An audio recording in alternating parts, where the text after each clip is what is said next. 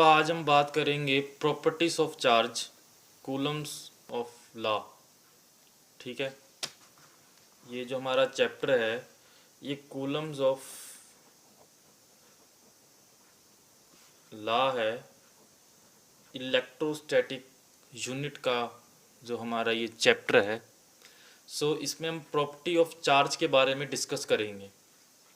इसमें पहली property additive nature of charge, हमने इसका नेचर बताना है, मतलब इसकी प्रॉपर्टी बतानी है। पहली प्रॉपर्टी में हम देखो क्या होता है। पहली प्रॉपर्टी में मान लीजिए आपके पास कोई ऑब्जेक्ट है, ये न्यूट्रल ऑब्जेक्ट है। ठीक है, हम इसमें क्या करते हैं कि इस न्यूट्रल ऑब्जेक्ट में हम चार्ज डिस्ट्रीब्यूट कराते हैं। हमने इसमें मान लीजिए हमने पहले चार्ज दिया जो हमारा 3 माइक्रो कूलम, उसके बाद हमने फिर चार्ज दिया इसको -1 माइक्रो कूलम। ठीक है, उसके बाद हमने इसको चार्ज दिया 4 माइक्रो कूलम। अब हम इसका सम कर देंगे, तो सम करके हमारे पास जो अंदर वैल्यू आएगी वो हमारे पास जो चार्ज की जो हमने दिया है टोटल सम करके हमारे पास 7 माइक्रो कूलम जो हमारे पास चार्ज इसका आ जाएगा। ठीक है, इसी को देखिए दूसरी एग्जांपल से हम समझते हैं। दूसरी एग्जांपल से हम कैसे समझेंगे, देखिए मान लीजिए आपने फिर से एक ऑब्जेक्ट ले लिया न्यूट्रल। आपने इसके अंदर मान लीजिए इस न्यूट्रल ऑब्जेक्ट को हमने मान लीजिए +Q हमने इसको चार्ज दिया 1। ठीक है, Q1 चार्ज दिया, उसके बाद फिर हमने Q2 चार्ज दिया, उसके बाद फिर हमने Q3 चार्ज दिया। ऐसे ही करते करते हमने इसको Q1 चार्ज दे देते हैं। ठीक है, इसका जो सम होगा हम इसके मान लीजिए इसका सम हमारे पास मान लीजिए Q बन गया। ये हमारा जो अंदर सम है इसको हम अलजेब्रिक सम बोलते हैं। अलजेब्रिक सम देखिए हमारे पास टोटल चार्ज जो इसका बनेगा इस Q1 Q2 Q3 का जो हमारे पास टोटल चार्ज हम कैसे लिखेंगे। हमारे पास जो टोटल चार्ज जो हमारे पास आ गया, ये Q1 + Q2 + Q3 Qn हम इसको ले जाएंगे। इसको जो हम अलजेब्रिक सम बोलते हैं, इसी को हम अलजेब्रिक सम बोलेंगे। ठीक है, जो अलजेब्रिक सम की जो क्वांटिटी होती है आपको पता है वो स्केलर क्वांटिटी होती है, वेक्टर क्वांटिटी वो नहीं होती। वेक्टर क्वांटिटी जो हम बोलते तो उसके ऊपर वेक्टर लगा होता इस तरीके से। ये हमारे पास वेक्टर की क्वांटिटी होती है, कोई भी नीचे हो उसके ऊपर जो वेक्टर क्वांटिटी लगे उसको हम वेक्टर, इस वेक्टर क्वांटिटी, ये वेक्टर क्वांटिटी नहीं है, ये स्केलर क्वांटिटी है आपके पास।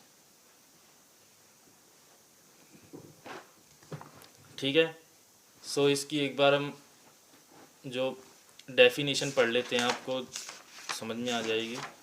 जो डेफिनेशन देखो हमें यही कहती है कि the total electric charge on an object equal to algebraic sum of all electric charge distributed on different parts of object.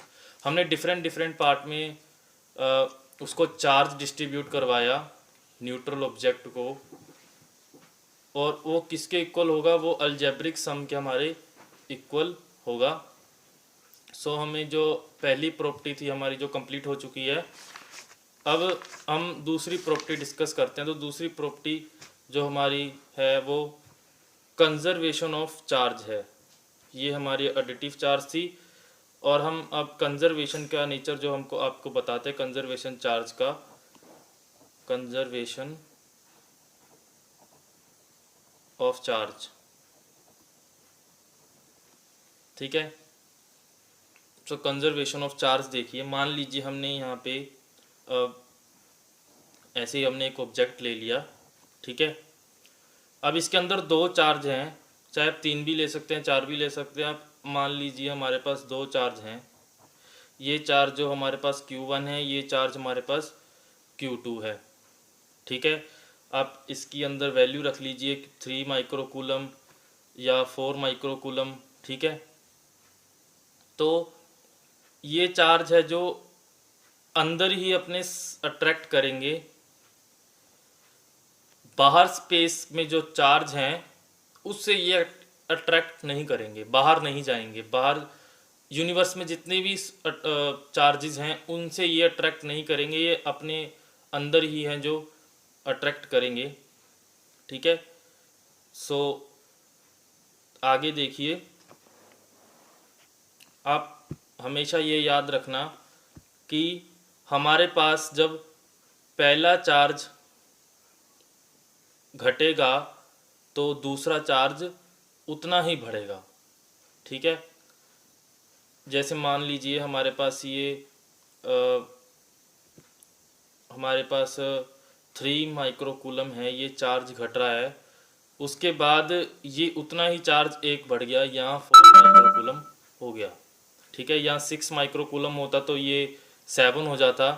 ठीक है, तो इसको जो हम इसका जब सम करेंगे, इसको प्लस करेंगे, तो प्लस करके हमारे पास कितना आ रहा है,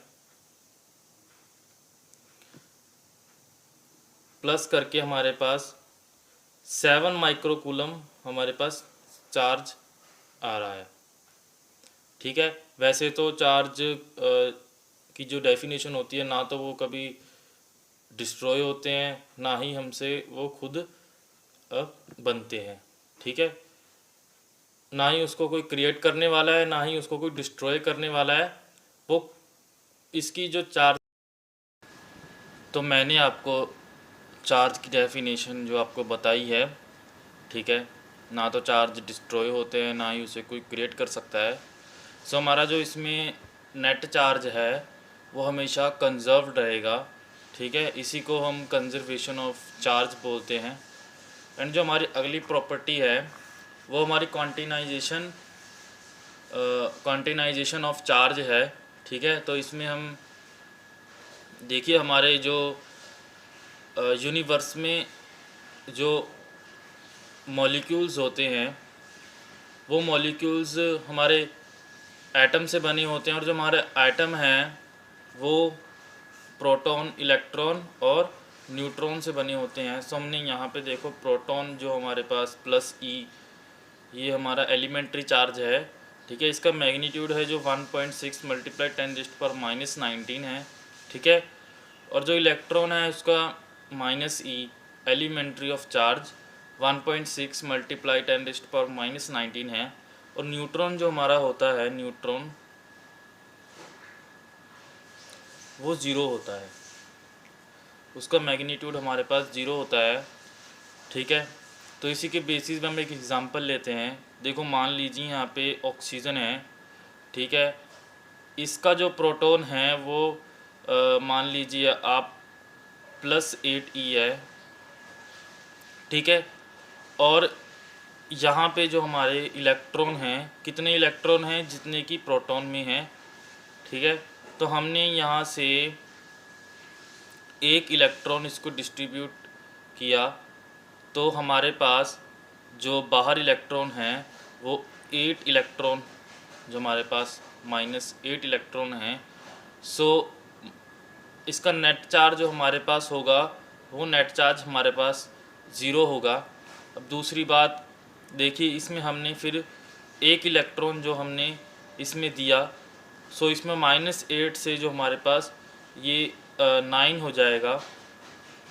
ठीक है, तो हमारे पास जो नेट चार्ज बचेगा वो -1 माइक्रोकूलम चार्ज बचेगा।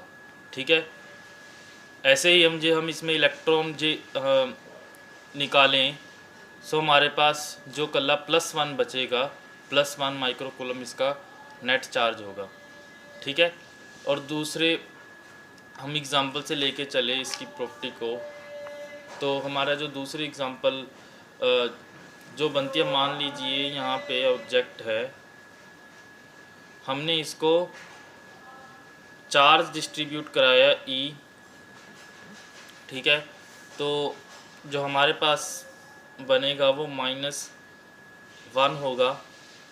ठीक है, हमने यहाँ से फिर इसको चार्ज डिस्ट्रीब्यूट कराया -2e, तो हमारे पास जो यहाँ पे होगा -2e हमारे पास जो इलेक्ट्रॉन होंगे।